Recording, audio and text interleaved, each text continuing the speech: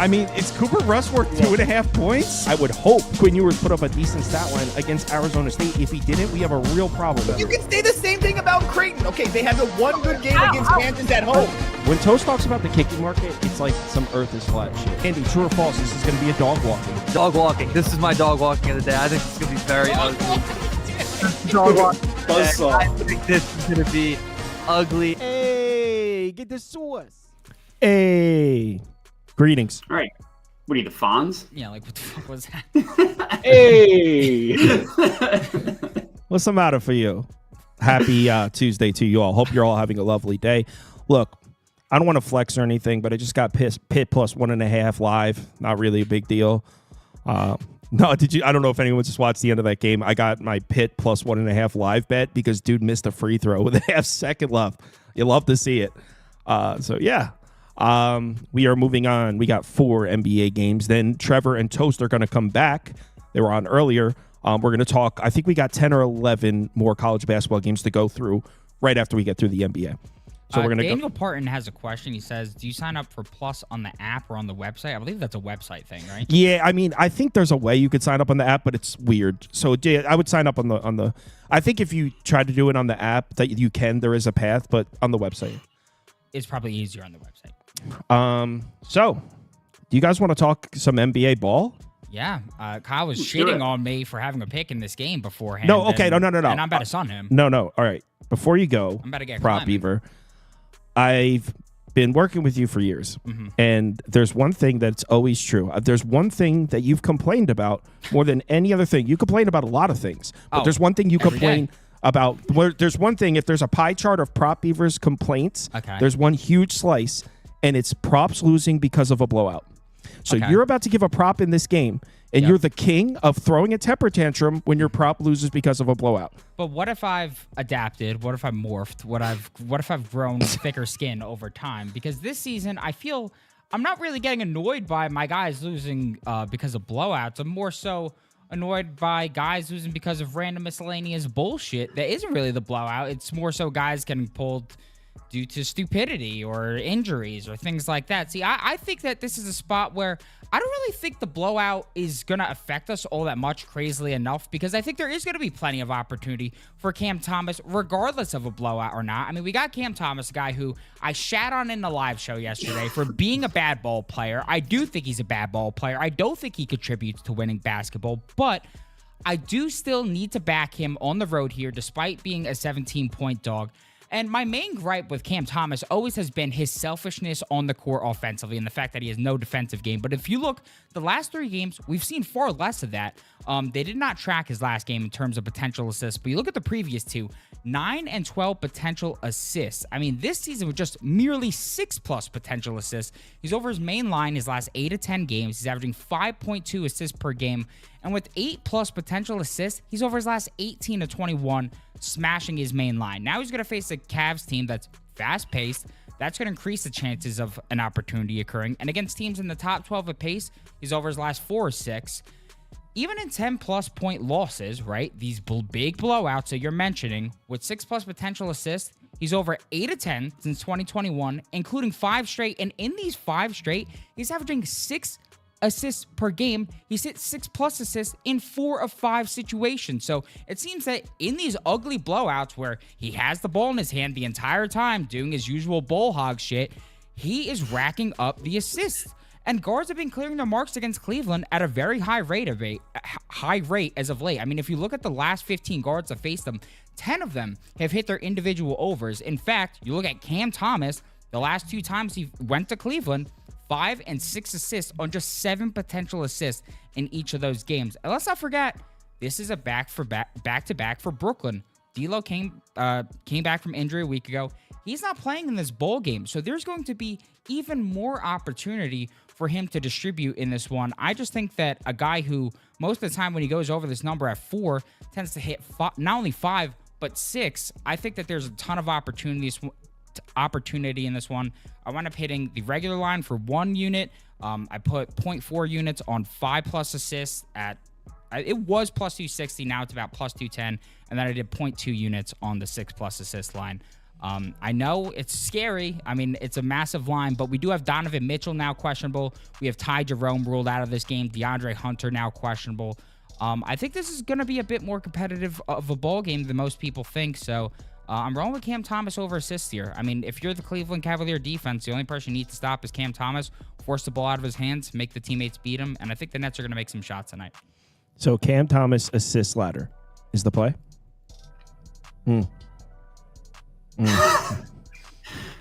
Matt, how do you follow something like that up? Very difficult to do. I have Evan Mobley 20+ points in this one. Now the odds on this just steamed down. I got plus 195 this morning. It's now plus 110 at the best offered price. CLV means nothing with player props. If you have negative CLV, it's probably a loss. If you have positive CLV, it's 50-50 is what I've learned. So doesn't mean anything with this Evan Mobley one, but played the Nets 3 times this year, has scored 20+ in 2 of those 3 games. The one game he didn't, he scored 18 points. So he was right there. The matchup is really good for Evan Mobley. The Nets, they're interesting. Like they give up the 10th most points specifically in the restricted area, but they give up the 13th fewest in the paint. So it's like basically everybody just eats at the rim, and then that's it. They don't really do anything in the non-restricted area of the paint. But you look at Mobley when he's played teams that are bottom 10 guard in the restricted area, he scored 20+ points in 57% of those games. And like his main line earlier today was 17.5. So the 20+ at a 57% rate is something that we got at plus 195. I would still take it at plus 110. I get that you obviously didn't get the best of the price, but that's fine. You also go through the play types, and more often than not, they're pretty good for Evan Mobley in this matchup. If Donovan Mitchell misses, which wasn't even part of my analysis, he's gone over 20 or more points in I think 4 of 4 games, if I remember correctly, without Donovan Mitchell. That wasn't even part of my logic. Yeah, it's 4 of 4 without Donovan Mitchell scoring 20+ points. That's probably why the line has been nuked, because Mitchell's probably out, which just makes it look even better from a hit rate perspective. Obviously, you're not getting as good of odds, but I'm okay with that. Yeah, I mean, if Mitchell doesn't play, you could put the Nets up for me. I don't have a bet in this game, but if Mitchell doesn't play, I mean, obviously the line would come down even more, I would assume. If Mitchell doesn't play, I honestly am not opposed to actually putting some money on the Nets plus the points. I know Brooklyn's on a back-to-back, and Cleveland's just been so dominant when they have the rest advantage. They're 12-3 against the spread, 13-2 straight up when they have the rest advantage. So, I mean, just considering a Nets bet is kind of crazy, but I think all that's cooked into the line here. We're talking about 16.5 points with the star player potentially not playing. And what really tilted me over to the Nets side, or towards a Nets lean, I'll say, is this Nets defense is terrible on the interior. They cannot protect the basket. They're awful. Cannot protect the paint at all. But here's the thing. Cleveland's offense, it's so elite shooting those outside shots. I mean, they probably even surpassed Boston as the best three-point shooting team in the NBA. Their interior scoring hasn't been all that great. I mean, this is not a very efficient team scoring on the interior. It's a team that does so much of its damage from the perimeter. Now you take out Donovan Mitchell, who's probably the best piece they have when it comes to getting into the paint and scoring. Tilts it over towards the Nets. Not that the Nets' three-point defense is any good, but the fact that Cleveland's maybe not that equipped to exploit the weakness of the Nets' defense, this Nets are pass, yo. Chris? Nets are pass, yo. I like how you talked yourself into, like, maybe a few dollars. No, hell no. It's Nets are pass, though. I like that, Kyle. I don't have much to add. I'll take what probably people said and run with it.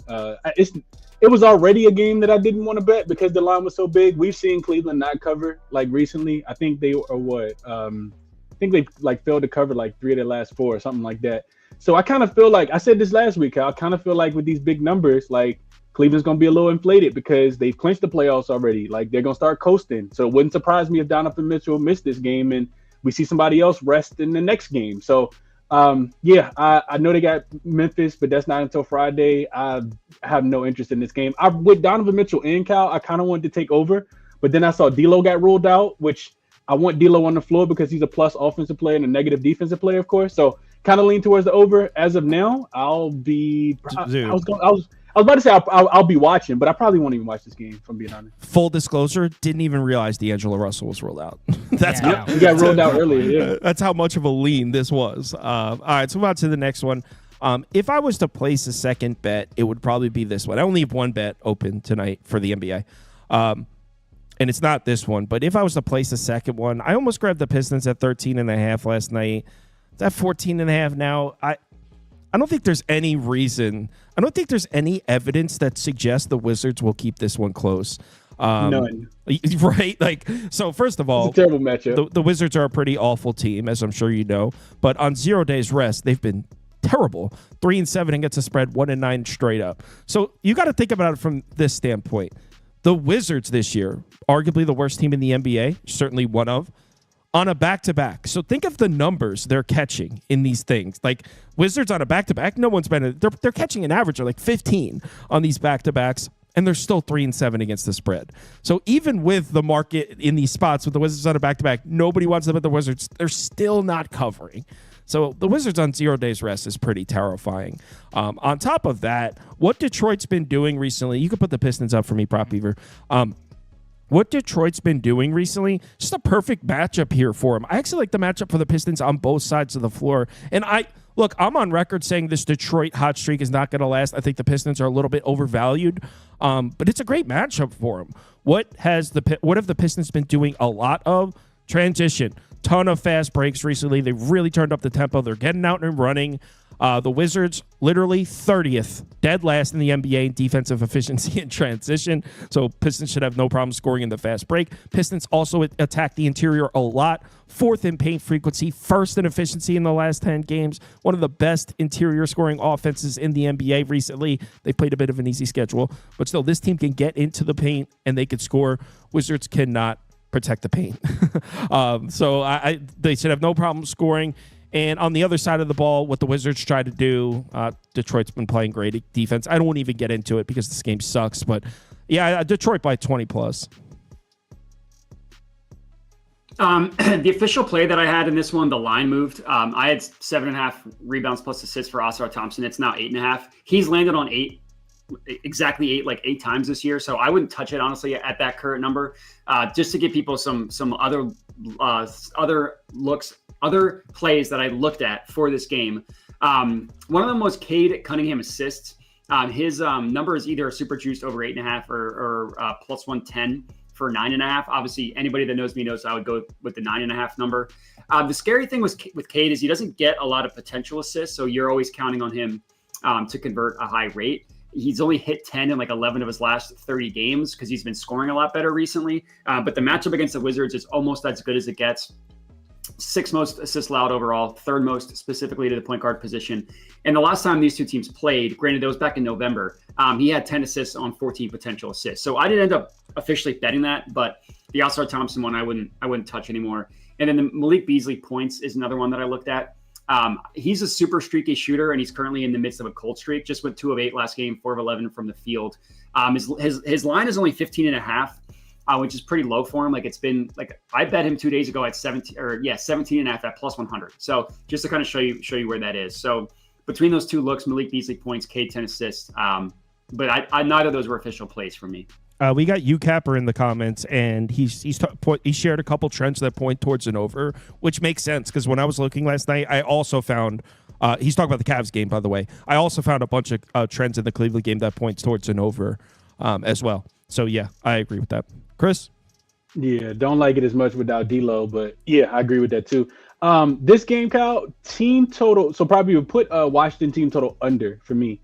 It's up to. I said this on my show. I was gonna bet it today, but I haven't yet, and this is what I will bet. The number did go up. It went up from 109.5 to 110 for the Wizards, and I think that they're going to struggle to score here. So Detroit is not that Detroit is going to take the Wizards super serious, but they are the number 1 defensive rated team last 5 games, number 1 in opponent effective field goal percentage. Washington does play fast, 6th in transition efficiency, but Detroit's actually top 10 in opponent transition frequency and efficiency on the full season. Washington, 6th in rim frequency last 5 games, Kyle. I don't know if you peeped that or not. They've been trying to get to the rim. Detroit, top 10, both in opponent rim frequency and accuracy over the last 5 games.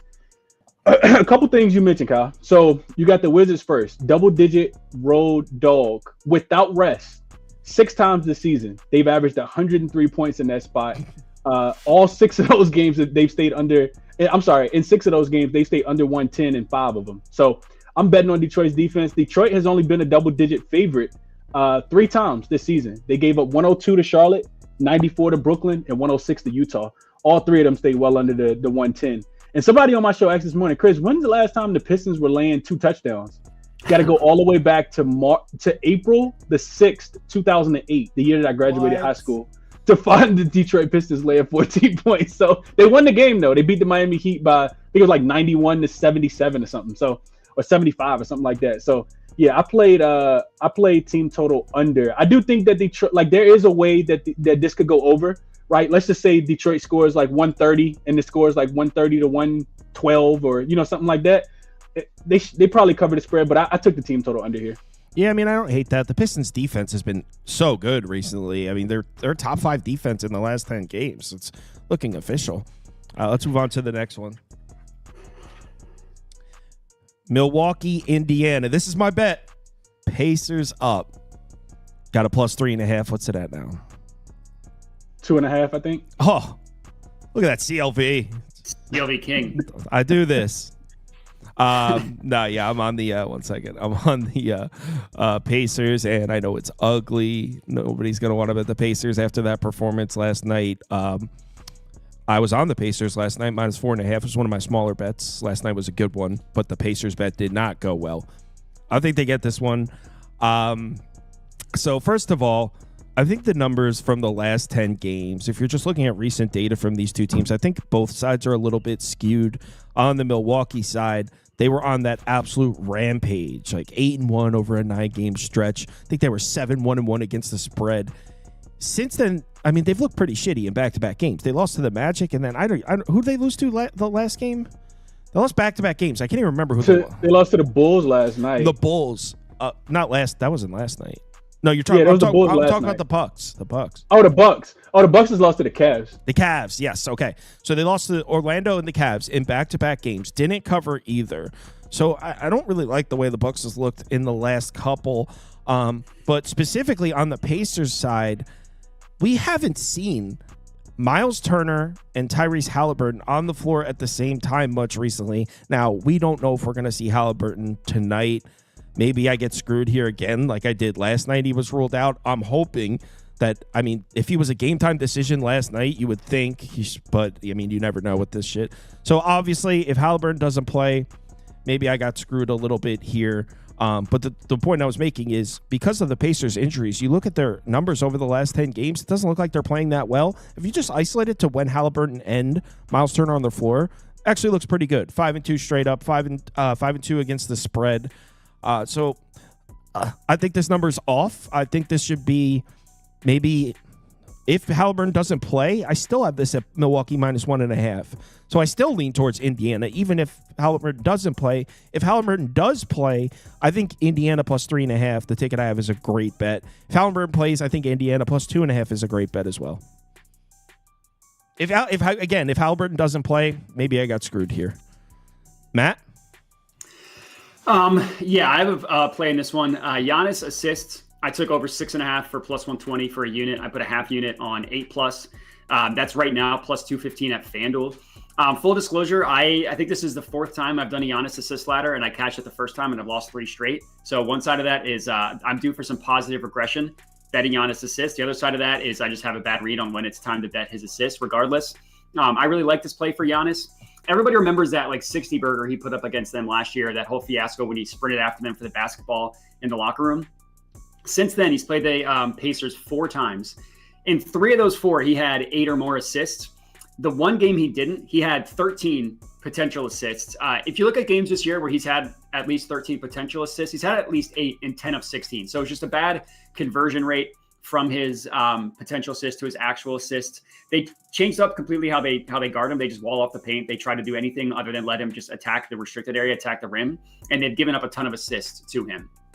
So I also like this, that Giannis, he's missed this in 3 straight games in terms of even this 7 number. Prior to that, he had cashed in 3 of 4. So it's one of those positive regression type of plays, fade recent results as well.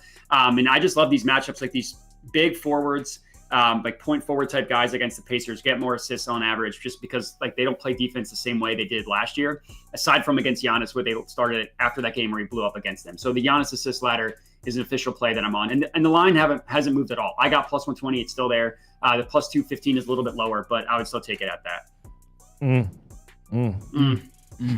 Guys, I have great news. If you're on the Pacers, source just told me Halliburton is playing. He just got off the phone with him. My source is Tony the Tiger Hunter in the comments. Sounds reliable, honestly. Chris? Oh gosh. So Kyle, I want to be on the opposite side of you. I haven't bet it yet because I kind of feel like Holly is going to play. And if he does play, I think you get a better number, of course, with the Bucks. Just not liking what I'm seeing out there. And there's some strong stuff, Kyle, like you said, to back Indiana. It does feel like the sharp side. This got up to 3.5 this morning. It opened, I saw it at 3, got up to 3.5, and now it's, come back down. So it does feel like the sharp side. Also, the Pacers, they lost the second quarter by like 19 points or 20 points to the Bulls yesterday. And Rick Carlisle kind of threw in the white towel in the third quarter with 6 minutes left. So none of the starters played more than 24 minutes. So that all bodes well for you, but the Pacers are also just 2-7 against the spread when they're playing arrested. I know that if the Bucks were coming off a win against Cleveland, I would want to fade them in this spot. But the Bucks have also lost back-to-back games, like you said, to Orlando and Cleveland. When I look at their defense, Milwaukee's lived in the mid-range, and I think that they should be able to have some success there. Indiana's 19th in opponent frequency and 27th in opponent accuracy last 5 games. And I just kind of feel like, Kyle, if you've been watching the Pacers, you know what they've been struggling with the most on the defensive end? Giving up points in the paint. Yeah, that's one guy. Remember you said that Atlanta, right?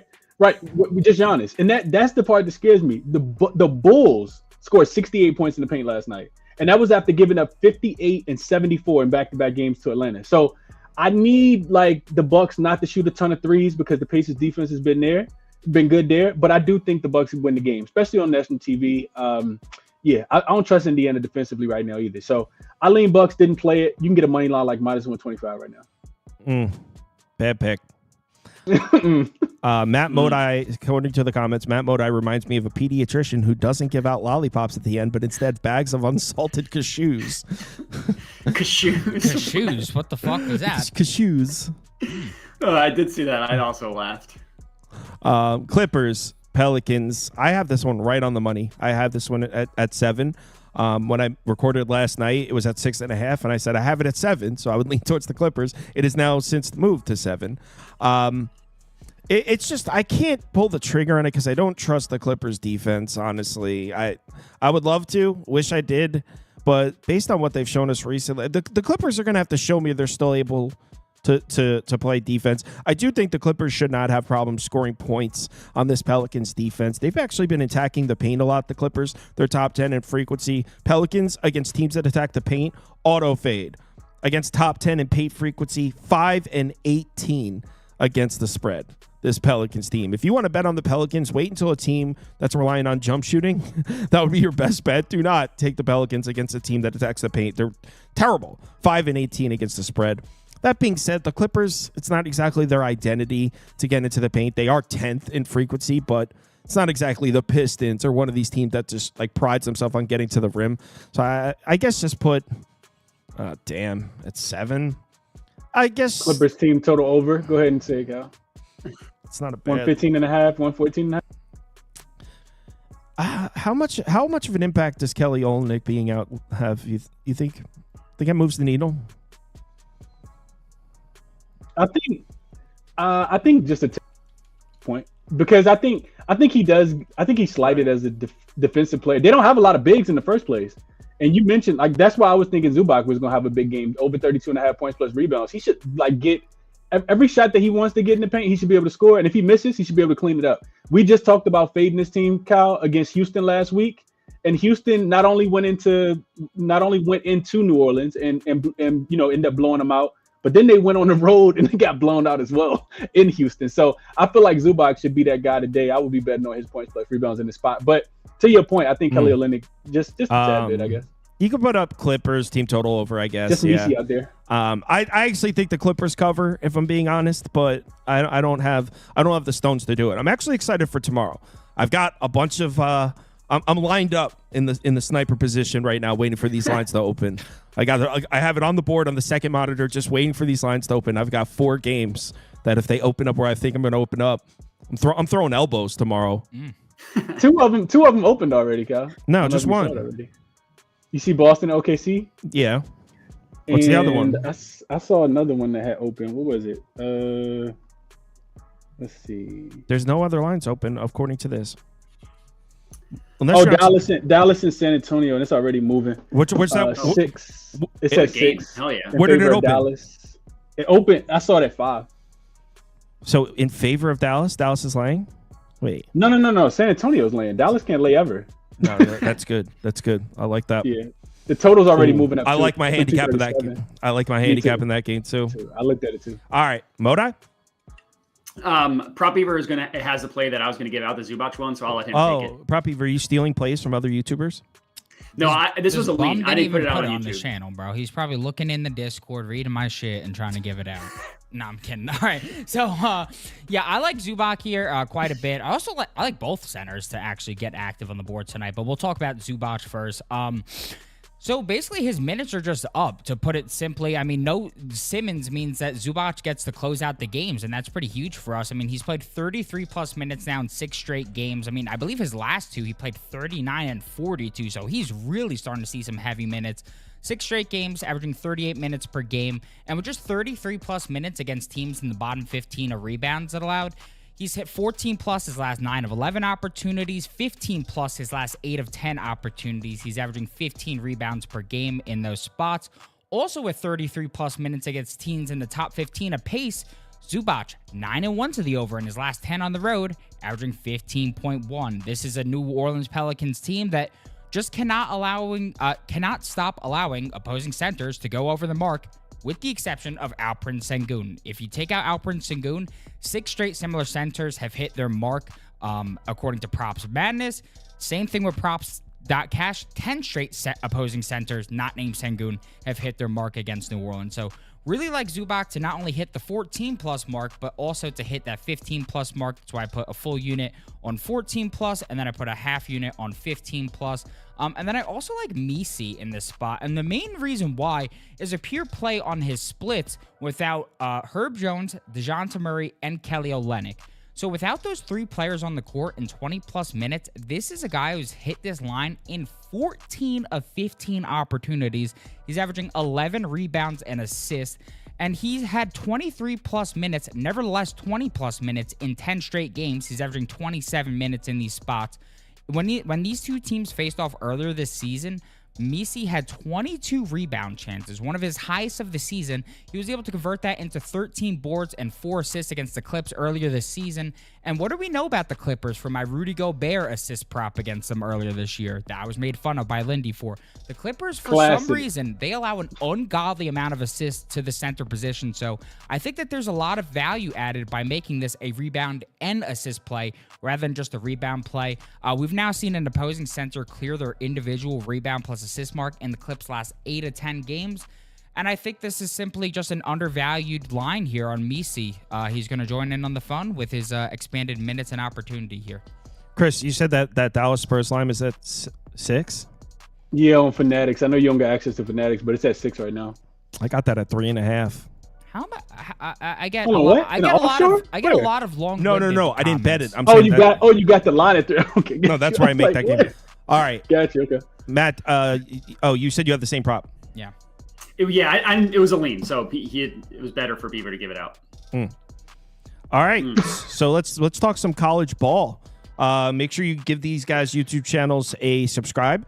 Jedi Modi Analytics. Just type it into YouTube. He does upload 5 or 6 days a week, and Chris does a show most mornings 7:30 a.m. Eastern time. Appreciate you guys stopping by. Let's talk some college hoops. Kyle.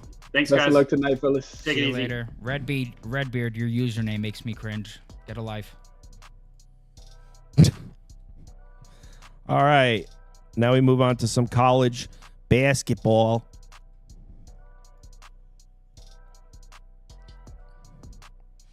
We got Toast and Trevor Vandenbosch. I don't mean to flex on you guys, but I hit Pitt plus 1.5 live. You know what? Maybe I'll offer some kind of class teaching you guys how to spot value in live bets. Just so you guys can get an idea of what I'm doing. Yeah. So, all right. We got Trevor on. He's probably going to switch the names too. And then we're ready to roll. We got 11 or 12 college games to go through. We are deep into the thick of March Madness now. We're into conference tournaments. We got the ACC tournament starting. We got the Big 12 tournament starting. And with that being said, why don't we start with Conference US motherfucking A? Sam Houston State, UTEP, CUSA. Sam Houston State against UTEP. I don't know much about the Miners. I will say I really like their new head coaching hire. A little bit disappointing first season. He didn't have a quarterback. They had a lot of injuries. I'm expecting a lot from UTEP football next year.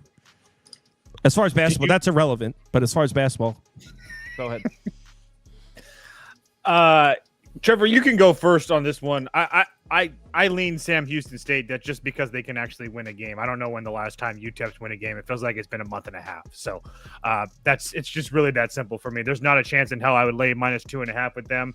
Is this number kind of weird? Yes. What I don't understand. What so you said the same thing is why you took another team. You'd be like, oh, this team hasn't won and they're laying. That's just what is that? That's telling or whatever. Give me UTEP, bro. They made a great hire. Said that verbatim. They made it. No, but never mind. They made a great hire. I'm on UTEP. Yeah, it would be UTEP or nothing for me. Sam Houston's been, somewhat disappointed. I know they're winning games, but they're kind of just squeaking these out. They don't look the greatest, but they do find a way. I'll give them that. But UTEP's lost, how many in a row is this? Like 6?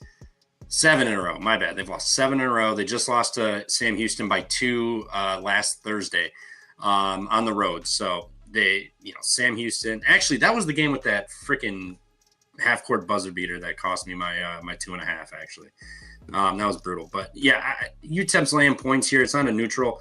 I don't hate an over in this either. Both of these teams, they've shot like 41 and then like 50 some free throws in both games they played, so almost 100 combined. The assists are off the charts when they play, so they're getting open shots. Guys are making shots. I get it's a neutral here. This could be a tough spot to make some shots here, but with the amount of free throws and just lack of defense that they've played in both of these games, I like an over and I like UTEP to squeak this out. Probably just play money line if you're going to take UTEP. Don't even dick around with the.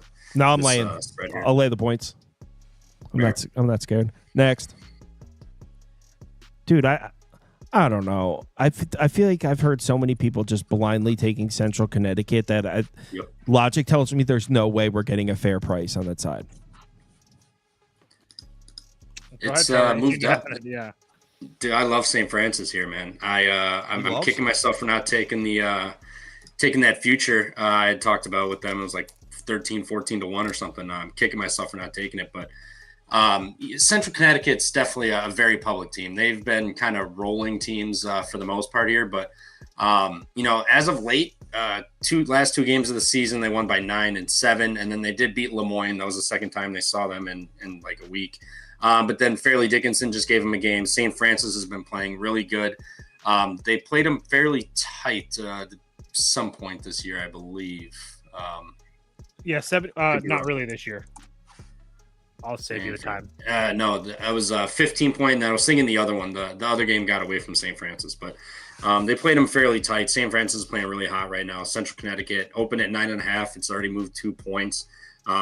It just feels like everyone's going to bet them just because, they beat them by 15 and 16 points.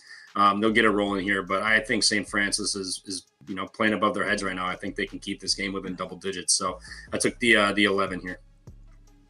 Give me St. Francis. Yeah, I couldn't agree more. The only thing I'm waiting on for St. Francis, this game's been like 3 hours, and this number keeps on going up. So you can probably take 11 right now and plus 500 on the money line if you're there. But I agree with Trevor. I think that St. Francis has been playing very, very good right now.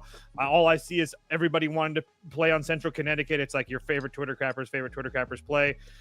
I think they looked okay against Lemoyne, who's pretty damn bad, and I think St. Francis is much better than them, and I think they got Central Connecticut, who I'm talking about, got really, really lucky against Fairleigh Dickinson. So the fact that they're laying 11 now and a total in this game's at like 132 or something like that, I'll be more than happy to take all those points in a low-scoring game. Toast, you love Twitter cappers, dude. Next. Yeah. Syracuse, Florida State. It's time to go orange here, gentlemen. Yes, sir. It is, right? I'll bet this. Oh, yeah. I'll bet this right now. Let's go. I've already posted it and money line. You're on the orange too? Yep. No, fuck I yeah. would have lost money on that. You love Florida State. You always talk about their size. You love their size. Toast Yeah, loves man. Florida State size. Their size down low. Toast, talk about the game, yo. No, I was waiting for you guys to finish talking. I'm going to interrupt you guys as it was so funny. We had a whole bunch of knee slappers on. I didn't know what we were doing here. So this one was actually kind of simple for me. First of all, I do think that Syracuse kind of matches up well with all that size from Florida State. But more than anything, one thing that I talked about a lot with Penn State as they continue to cash for us at the end of the year, Syracuse is another one of those teams that's one of the more experienced teams in the country, and they're facing a Florida State team who's one of the least experienced teams in the country. And I get a Syracuse team that, yes, they have an issue turning the ball over, but they can offensive rebound with one of the best teams in the country.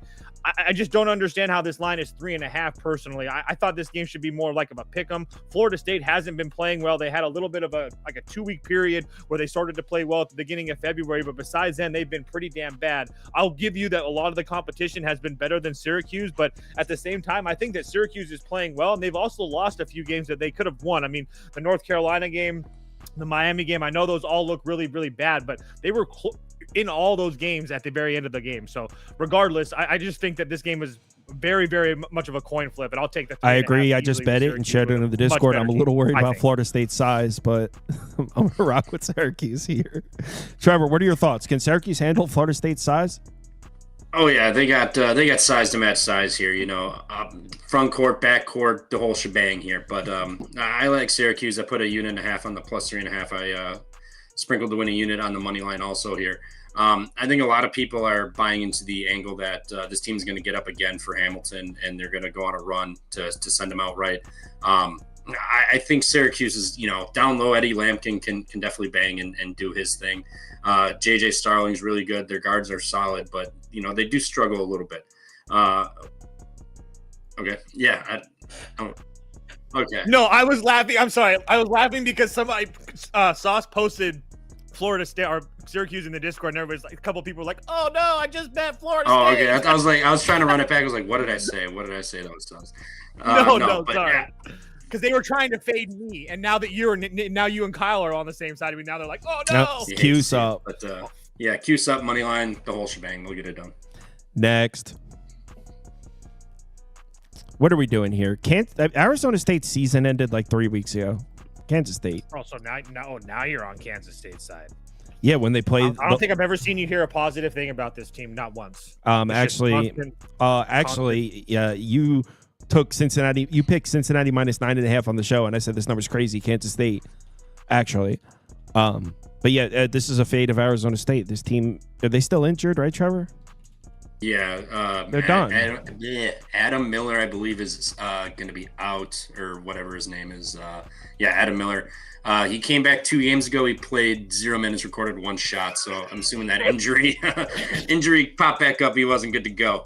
But yeah, so he basically hasn't played 3 games straight. BJ Freeman, we know, is off of the team, and then Jaden Quayton's also been out. So those guys are all missing. And when these 2 teams played last, it was Arizona State got the win, but if you look at this, BJ Freeman had 14 points, Quayton's had 3 points, 10 boards with 2 blocks, and then Miller had 10 points with 2 boards. So I mean that's a lot of production that's been gone, and ever since they lost those guys, they've looked rough.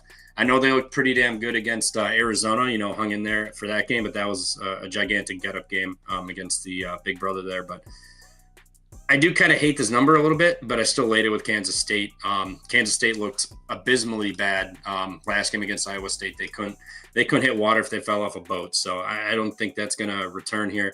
And based on what we're seeing in these Big 12 games, the first half, I think it could be a real struggle for these 2 teams to figure out the rims and shooting sites. So don't hate a first half under, but I laid it with Kansas State here. Yep, I like it. Kansas State. And I am not I'm not fact checking this, but someone's saying it's Michael Beasley night, which I very seriously doubt because it's not even a home game. It's not even a home game. So just to clarify, it's not Michael Beasley night here at the Big 12 tournament. But yeah, Kansas State because Arizona State. It's like picture the Mighty Ducks without Adam Banks. Like Arizona State's crushed right now, right, Toast? Picture the Mighty Ducks without Goldberg. They don't have a Goldberg. Well, I mean, they had Julie the Cat in the second one. Oh, isn't this in Kansas City too, or something like that? Yeah, this is the T-Mobile Center. Yeah. So you got Kansas State. There's gonna be fans that travel for sure. Arizona State just looks like a team that's just ready to skedaddle and get the hell out of here. They're ready to skedaddle. I was just gonna say that. Toast. I cannot add anything to this game. It's Kansas State or pass. Jew says it's never Michael Beasley night. Yo, Michael Beasley was a hooper. Yeah, he was good. In college, he was good. Next up, Maine, Vermont. Well, you guys know. Please go, Trevor. Vermont Invitational. You always take Vermont in this tournament because they win it every year. Yeah, you're right. I can't argue it, but Trevor, just talk me off the ledge of taking Maine plus the points and the money line. I just did. Ahead, Vermont never loses in this tournament. Silence! Oh, man. I feel like I missed the boat with Vermont 2.5 last night. 3, whatever it was. I feel like I missed the boat, but I'd have to imagine Vermont is pretty damn public. Today for the most part. So that's my only fear, but it is their show. So I mean, like, if you fade them and they win by 12, you're an idiot. But if Vermont doesn't cover, you're going to also feel like an idiot because this team hasn't looked exceptionally great. I know they played better down the stretch to try to win the conference, but it's Vermont or nothing. I don't want to bet Maine and then they lose by double digits and you sit there like an idiot with a stupid-ass Maine ticket in your hand. That's exactly what Toaster's trying to do. You're going to fade Vermont in the Vermont Invitational. That's what it's called. Put Maine up for gotta Toast. Fade Vermont. Gotta fade Vermont. Or you want to bet them up. I mean, Vermont, it's a Vermont Invitational. They're 9-1 and 9-1 last 10 on against the spread. They beat this Maine team twice already this year. Covered both games. Should be free. Keep betting it up, boys. Just make sure I get my 5 across everywhere. I'd like that. Bet 365 is the only one up. I'm waiting. I will be on Maine here. There's no question about that. These two teams have played twice this year. Like I said, Vermont's won both of these games, but both these games were close. I have a Maine team that can shoot the 3-ball and stay in this game with Vermont just because we all know that Vermont can shoot the 3-ball. I honestly think that the Maine offense is just as good as, if not better than, the Vermont offense. And the defenses are very similar as well, too. So Vermont doesn't turn the ball over, but they're facing a Maine defense that turns the ball over at the best rate in the conference. I don't understand how this line is ballooning to 5, 4.5, and 5 on a neutral. I'm telling you why. So it is what it is. So Vermont was 2.5 points favorite the first time they played. Vermont was a 3.5 point dog the second time they played. If you're going to give me Maine plus 5.5 and a huge money line price, I'm going to take it probably every day of the week when these two teams play. You say Vermont's turnover heavy? No, I said Vermont doesn't turn it over, but Maine is the number one team in the Oh, yo, I was gonna say I had to go double. I was gonna have to go fact check myself. I was like, I'm pretty sure these guys don't. I'm just saying that everybody talks about Vermont shooting the 3-ball and not turning the ball over, and you have a Maine team that's a better free throw or a better 3-point shooting team than them, and they force a ton of turnovers. Let's go to the next one. Fake sharp. Toast. That is Toast. Toast is off his rocker. You know what? I'm. You know what?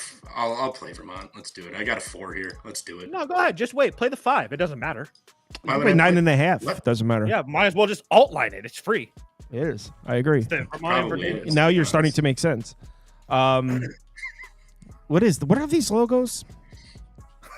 Northwestern I know State. The bottom McNeese. one's McNeese for sure. I can't see the orange. Yeah, I can't see the letters. I just see the logos on the left side of the screen. So yeah, go ahead. I don't know what these are.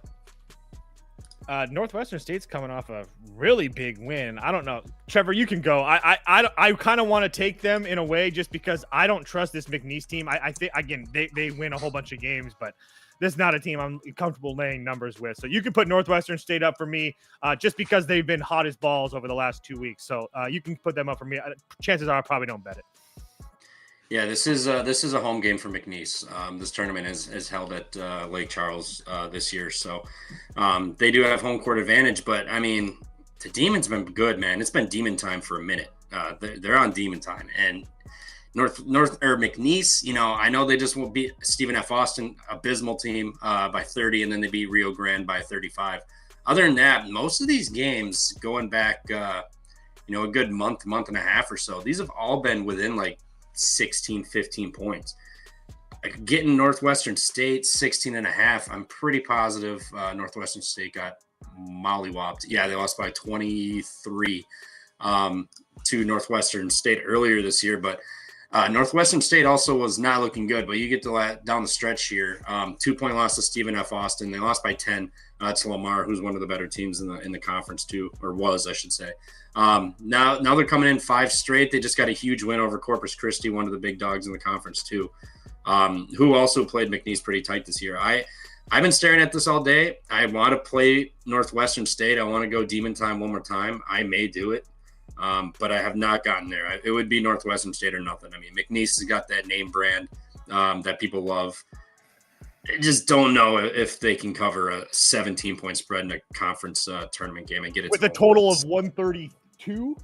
I mean, if that's the case, if that was the case, I feel like what you should do is take Northwestern State team total under. Then, if you think McNeese can cover that, you take the under because they're just gonna clamp down and they're not gonna score anything. But if you take the points, I'll take them with you because if we have a really good free throw shooting team in Northwestern State, a really good offensive rebounding team, I'm down if you are. Just saying. I'm really tempted. Anyway, I don't want to talk about this next game. All right, this game's gonna be fun. Let's rap about it. What's next? Oh, everybody gave me shit. Oh, for this Delaware. one's cool because Delaware is a sneaky team, and everyone loves UNC Wilmington. I know Trevor was big on them in their last game, right? Yeah, bogus. You missed the cover, though. Oh, wow. At least I was going to push. They missed a front end of a free throw late. Then they got the other foul. So they should have won that game or at least covered or something. But, yeah, of course, no defense. Just let the guy shoot a 3 for – it didn't matter. So, I mean, I get why, but brutal. You think Hens here? Back and forth, but I think Wilmington got that scare. They got that scare from Charleston. They were up big. They blew it. And they found a way. And I don't think Delaware is the type of defensive team that's going to make UNCW go scoreless for 6 minutes like UNC or Charleston did. And Wilmington just lost their edge. Like, I don't know. They were airballing shots. They looked terrible for 6 minutes. And then they figured it back out. I think they got that scare. I like UNCW, but the 8 is kind of pushing it for me. It's 9.5, buddy. It's 9.5 now? Yeah. Oh, yeah. Oh, yeah. All right. I'll take Delaware with the points. I'm not going to bet it. I believe this was 6.5, 7, something like that last night. And it's moved quite a bit. So I guess at this point, Delaware, nothing. But I wouldn't feel extremely comfortable with Delaware, to be completely honest. It's just, I could see both sides, this coming down to that number for sure. Yeah, it feels like you want to get involved. I mean, I'm a Hens guy. Good friend of mine from high school went to UDEL. Been there many times. Fun campus. Don't know shit about the basketball team. Put up the Hens. Yeah, you can put up the Hens. You can put up the Hens for me. I'm just kind of, at this point, debating if I want to play the money line or not. Yes, is the Delaware defense absolutely terrible? Yes, there's no question about that. But I will say they have been playing significantly better over the last couple weeks, and now they have Cinderella Slipper on, who they just knocked off Towson, who's, again, maybe they're not as good as UNC Wilmington. I'll give you guys that, but they're pretty damn comparable. And they've won 4 games in a row, and you're getting a whole bunch of points. I mean, again, this number's been bet up. Everybody wants to bet it, but keep in mind, Delaware offensively can match up with UNC Wilmington, in my opinion. They can do everything well. The only thing that they don't do is offensive rebound. So if they have a cold night offensively, UNC Wilmington might be able to clean up and they win going away. But if that's the case, we're never going to be in the game anyway. So I just feel like these teams are a lot more equal offensively. And now over the last week and a half, the way that Delaware has been playing, I think defensively they show up here tonight. So yeah, I'll be on Delaware for sure. I'm just waiting to see where this number goes because it continues to climb. Next game, let's talk about the future Horizon League champions. And I'm not talking about the Colonials. Let's talk Penguins freaking basketball. This team just has it. Everybody already knows where I am. The it factor. Last game against Cleveland State, suspiciously short line. Me and Toast didn't care. We were like, Penguins up, because some teams just have it. And this Robert Morris team barely squeaked by. They emptied the tank in the last game against Oakland. Didn't even cover. Didn't even cover. Oh yeah, it was -2.5. I cashed my Oakland bet. That's all I know. I guess we all won that game. It closed at -2.5. Yeah, so everyone technically should have won if they played it correctly. I don't need the points though. Penguins are winning this conference. 160 on the money line, no questions. There's something about this Penguins team that just fills me with confidence. And Robert Morris, these teams with these super high ATS records, this is when they fall. Penguins up. I still feel like Robert Morris is one of the luckiest teams in the country, and it just showed again on Monday. So if they get another one on Tuesday, good for them. So Trevor, are you really on Robert Morris? Yeah. What are we doing? What are we doing fading this team? This team has it. They've got the luck. Tried fade them, doesn't work. They scored 5 points in overtime. They covered. Well, depending on what number you got, they covered. This team has it. They're at home. The best player did not play that great yesterday. Fouled out, still got it done in overtime. They just beat one of the best coach, if not the best coach in the league, Greg Campy. Shout out Campy for calling a timeout there at the end and not letting his guy drive to the rack. So give me Bob Morris. Bobby Moe, -4. I love it. They're going to get this done. I think they win this game closer to double digits. Youngstown. It's down to 3.5 now. Very clear what side the professional action is coming in on, and that's on the Penguin side. Yeah, well, the pros don't win all the time, and guess what? Sometimes you got to square up. Next. I ain't squaring up for shit. I have no idea. Ugh. You don't watch FIU basketball? I don't. No, I don't watch FIU. Do you know about their court? No. Have you seen their court? Their core? Their court. No. Take a little Google of that. You're gonna. I will. But like this is a neutral site, right? Yeah. It is. Yeah. It don't matter. All right, I'll Google it. This court. It's kind of cool, but once you stare at it for like the first media timeout, you're like, all right, I'm done with this shit. This is stupid. It's the Oregon of the East Coast. It's not any worse. It can't be any worse than that Big 12 court earlier today. This is stupid. Give me Western Kentucky. This court sucks. Court alone. This court sucks. Who would want to play basketball on that? Nobody. Their coach also looks like Arian Foster mixed with the guy from The Simpsons, the frizzle-haired dude. Like I forget his Slideshow Bob. You can't unsee it. Trevor, are you on the Hilltoppers? I don't like Western Kentucky. Not a fan of this team. I'll take FIU with the points. I don't love it. They played FIU to a 9-point win less than a week ago, last Thursday. And then what did they do prior? They lost by 20. Yeah. So they beat FIU, but this Western Kentucky team, it's just infuriating me. So maybe there's a little bit of bias because they've beaten me all year. I think I've won maybe 1 or 2 Western Kentucky bets. Don't love them. I'll take the points with FIU. I think they're getting undersold a little bit as being they are bad, but 5.5 in a neutral court game. Western Kentucky's not that great. I'll take the 5.5 with FIU, but I ain't touching this game. Toast. Yeah, it would only be FIU or pass for me. I'm not in love with Western Kentucky either, but at the same time, this FIU team continues to get these kind of shorter numbers, and they're never covering. So I'm not going to take the bait again. I think I've lost twice with them. I think I might even take them. I think I took like 7.5 or 9.5 or something like that the last time these two teams played, and it didn't matter. So you can put FIU up, but I'm not betting it. Next.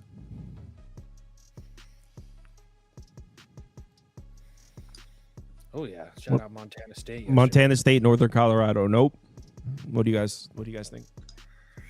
You didn't like Montana State, or did you? Who were you on yesterday, Trevor? I picked Idaho. I didn't bet the game. I didn't. I was gonna say I didn't. Think Idaho State. Yeah, I was gonna say I don't remember you having it carrying either way. I think Northern Colorado takes this one handily, though. Personally, I think they. I don't know. I'm curious to hear what your thoughts are because. I felt like laying the 4.5 or whatever it was, but then I just kind of forgot about this game, to be honest. But I think that Northern Colorado is significantly a better team. I don't think there's any question about that. Yeah, I played Montana State here. Really? It's up to 5. It was 3.5. Yeah, I think Montana State. They looked damn good yesterday. This is a very experienced team. They have size, they have height, length, the whole 9 yards here. They can rebound. They don't foul. They shoot free throws pretty well too, and they don't turn the ball over. So we're getting a pretty experienced team. Both teams coming off shellacking, so I think this game's gonna be a little bit more close. But just Montana State, they got that feel to them. Northern Colorado's been winning all year. I feel like this is gonna be a tight game. I mean, uber experience, no turnovers. You shoot free throws well. You rebound. I like Montana State in this one. I'm curious, really quickly, do you know off the top of your head how well that freaking what's his face? Who's the kid that got hurt? Walker, the big man? How did he play? Oh, yeah, games? Brandon Walker. How did he play in the games against them? Because that would be, now that I see that he's out for sure, I forgot about that. That's another thing. I mean, he had 15 points. 15-7, and then 20 and 5. It'd be Norco with me. I'm curious to see. This is probably a really good watch game because if Montana State were to win this game, obviously they're a dog and be a big win. But I think that you could probably play on them going forward a little bit because you probably get some value because obviously they're learning how to play without that kid. And if they're not having Walker and now they're finally starting to win games, it might be worth a look going forward. But we'll see. Yeah, they play good, and they have a bunch of guys that are still 6'7", 6'8", 6'9" come off the bench. So I mean, they're losing. Fair point is offense and whatnot, but they still have size that can bang down. They're not going to have a hole down there anyway. Next game.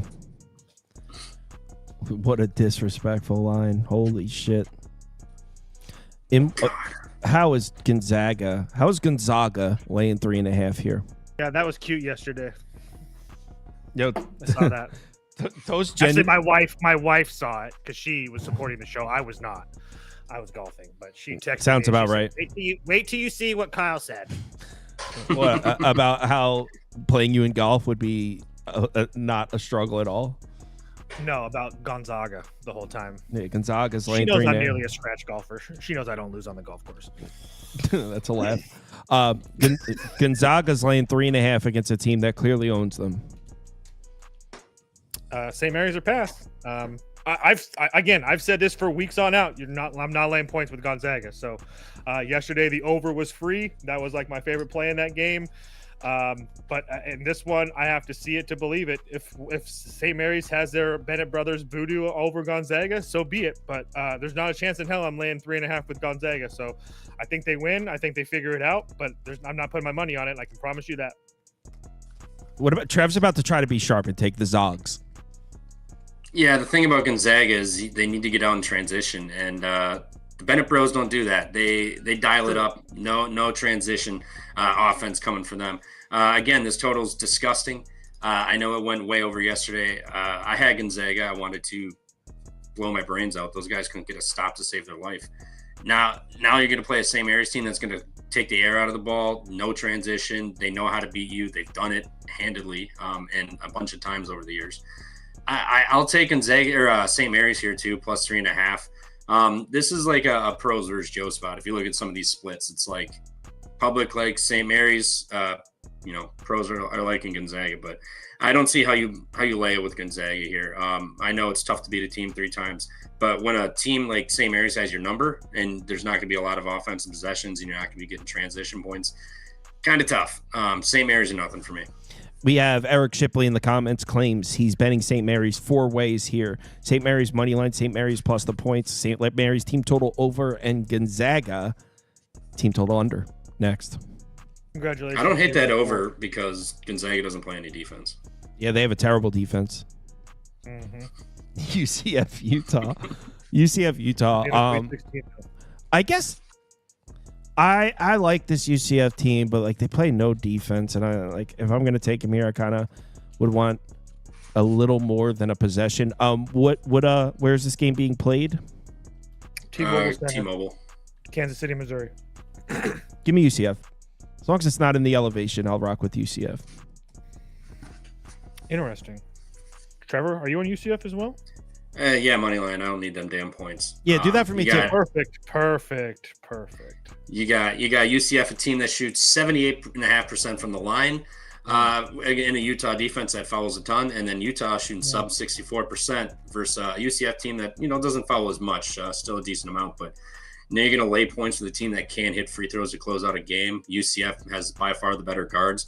Granted, there's a little bit of a size advantage for Utah, but I like taking the better guards in March, a team that can shoot their free throws and make them, and it's not like UCF doesn't not rebound. So they have a chance there. UCF doesn't turn it over a bunch. I'll take UCF on the points. The money line. I don't need the points. Get this Utah shit out of here. They're going to lose today and go back to the drawing board for next year and apparently spend a shit ton of money in the NIL portal with that new coach they hired. Toast. I played Utah. Utah was the first play I made last night. So I got Utah money line at -110. But so that's probably dead because there's 30 cents of value on that now.